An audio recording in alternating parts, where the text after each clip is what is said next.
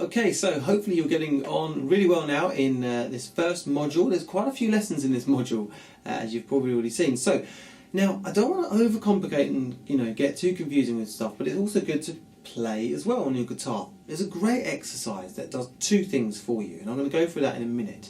The two things though that the exercise does is, one, you get to play and stretch your fingers on strings and press down on strings. The other thing that it does is also it forces you to learn the notes on those frets as you're pressing down on the strings.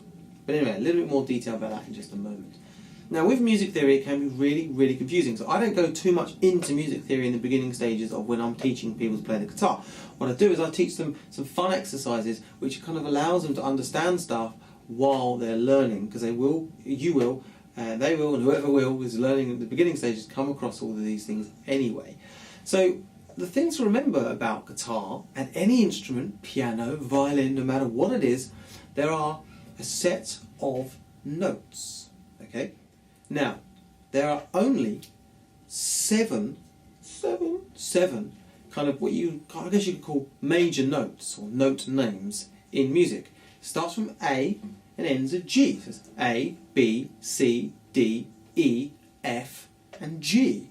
You never hear someone say, play me the J chord or the K, or that note I just played there was a Z. No, it only ever goes from A to G and then back round again to A to G and continuous like that. So that's the first thing to remember when learning notes and wanting to know what the note is that you're playing on the guitar, is that it's going to be any of the A to G.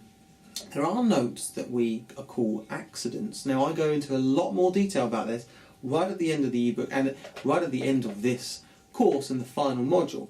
It's not boring actually, because I do it in quite a fun way of learning, and it is crucial for you to learn all of these, all of the notes and letters across the guitar. I'll go into a lot more detail at the end. I don't want to bore you right now. Let's focus on the first exercise that I want us to concentrate on. Okay, it's called open position notes. And what we do is we learn all of the notes across all of the 6 strings across the first 4 frets.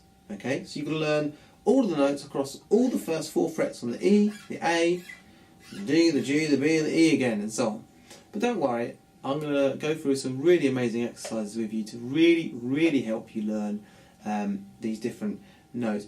It can be a bit confusing. I'm not going to, ask you to learn everything off by heart right now or memorize everything right now, but I'm going to go through some exercises for you that you then will do on your own as well to make sure that you can then learn these crucial notes. So the best way to start this is by doing what we call the open position notes, and by doing so is the first 4 frets, and that's basically what it means. So we're going to go through in a minute. I'm going to do a zoom in, and if you are struggling, I've got 2 diagrams. Okay, the first diagram on your screen right now shows you basically the kind of the A to G note names. So only the A to G note names in that 4 boxes. So if you're struggling to do all of the frets across 1 to 4 on all of the strings, like in the second diagram, okay, just learn the A to G open notes on first 4 frets across the first 4 strings. Okay, there's only 12 notes to memorize. All right. And that coincides nicely with another exercise coming up in just a minute. But we're going to zoom in now, and I'm going to go through the main exercises, which is learning every single note across all 4 frets on all 6 strings. Okay? So, in the diagram, you hopefully should see that right now on the screen. We're going to go through the first 4 frets of all those strings. And I want to start with our first string to learn. Now remember, if you memorize every single note on that low E string or the high E string, across the first 4 frets, you're one string away, because actually whatever you learn on this string is exactly the same on the other E string. So that's a bit of a bonus. Really, you've actually only got 5 strings to learn, because the other E string is exactly the same. So what we're going to do is we're going to be using our 4 fingers. Okay, first finger, second finger, third finger, and our 4th finger, pinky. All right, and that's pretty crucial to learn as well, your finger names. Now we're starting off, if you hit this string, the open string, the E string, that's an open string, that's now an E. So in alphabetical terms, if that's an E, an open note, okay, by placing your index finger on the first fret of the E. On alphabetical terms, if you think about the alphabet, A, B, C, D, E, F, that becomes an F. Okay, so it's E is an open, press down, becomes an F. Alright, now, we want to put now your middle finger on the next second fret there of the E. That's now becoming an F sharp. Huh? What's a sharp? Well, when you see little symbols next to the letter, that will either indicate a sharp note or a flat note. Alright, it's an F sharp. Okay, now, don't want to confuse you too much about that, but that's basically called an accident. An accident means that there is an actual extra note in between the normal standard A to G notes, and that extra note then has to be applied into music theory. I'll go into a lot more detail at the end of the whole of this course in the final module. Now, let's just quickly pause it for a moment. There is an exercise I want you to do now that is absolutely crucial for you to master and learn all of the notes across the 6 strings and those 4 frets. So, I'm going to show you the exercise in just a minute, but this is literally what you want to do. First of all, play along the exercise with the diagram, either in the ebook or in this lesson, and play along as normal, looking at the notes, using the diagram for help and guidance. Then, what I need you to do is working at, one string at a time. So starting with the low E string, literally starting with the low E string, close the ebook or put it down, don't look at it, and run through again the open string, the first fret, second fret, third fret and fourth fret, and while doing that, calling out loud the names of the notes that you are then picking. Okay, let me show you quickly in this exercise. So watch, there's the diagram. Now we're going to do it without the diagram, and we're now going to try and call out the notes as if we've learnt it off by heart. So E as an open note, first fret, F, second fret, F sharp, third fret, G, fourth fret, G sharp. Okay? I'll explain a lot more about this in a fun way as well, so it's not boring. But at the moment, I just want you to learn. I don't want you to worry too much about the, why is it called an F sharp or why is it an accident. I just want you to know that if you played an open note, it would be E, F, F sharp.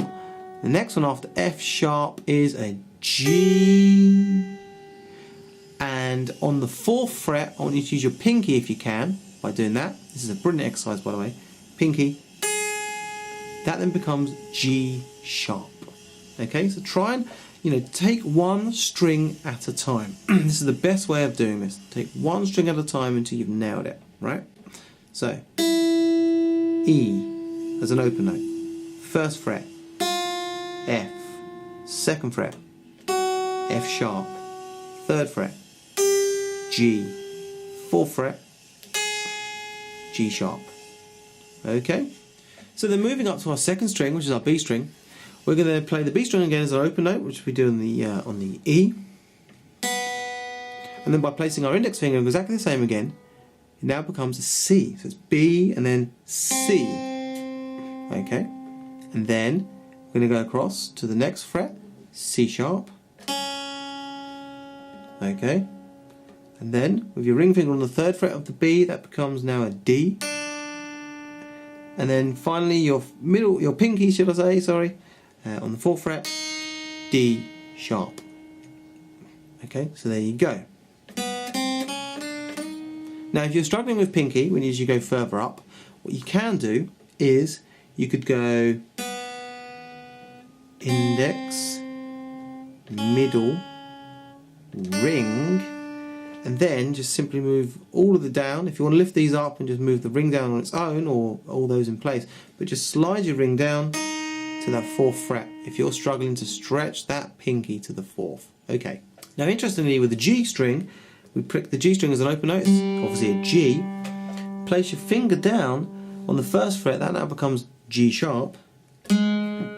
And then we're going to go loop back to where we were before, and on the second fret of the G string, that now becomes A. Okay, and then move your finger over, that becomes A sharp.